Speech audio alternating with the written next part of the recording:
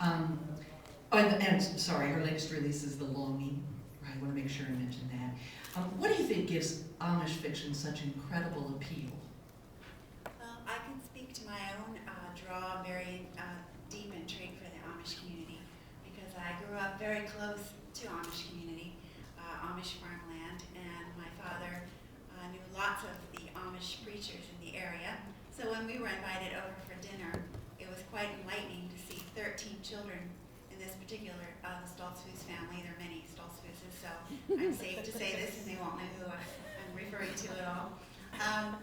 Sitting down at a table knowing that this table will seat 10 to 12 people, but then after the older people are served by all the girls in the family, the mother really didn't have to lift a finger that day.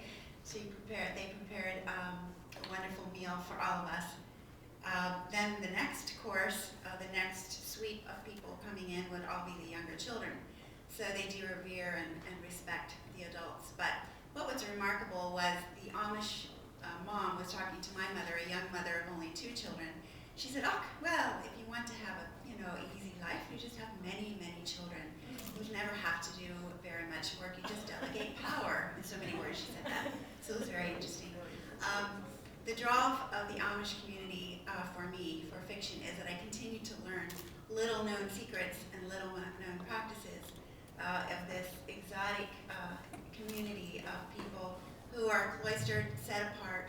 They truly embrace the idea of living as separate as they can from the world, and yet involved very much in the world in many cases. So it just continues to pull me. When I no longer am passionate about what I'm doing, I'll write something else, but for now I'm very, very intrigued. I continue to hear more whispered stories about what happens, and just the sharing of being able to interweave spiritual truths into fiction in just a very natural sort of way is what I found in the Shunning, which is based upon my maternal grandmother's Shunning. She was old order, very strict old order Mennonite, dressed Amish like the Amish would. Her church district had Shunning practices.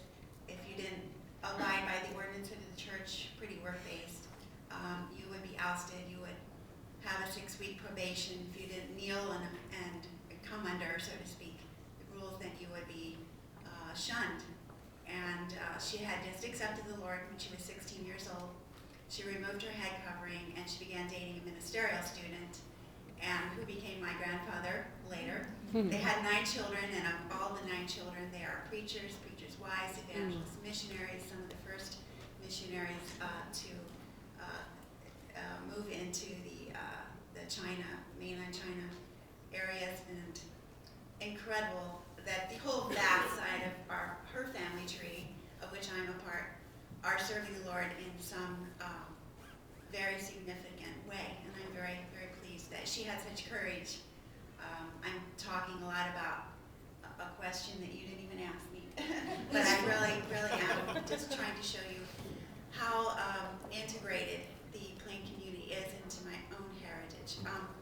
Recently, I was able to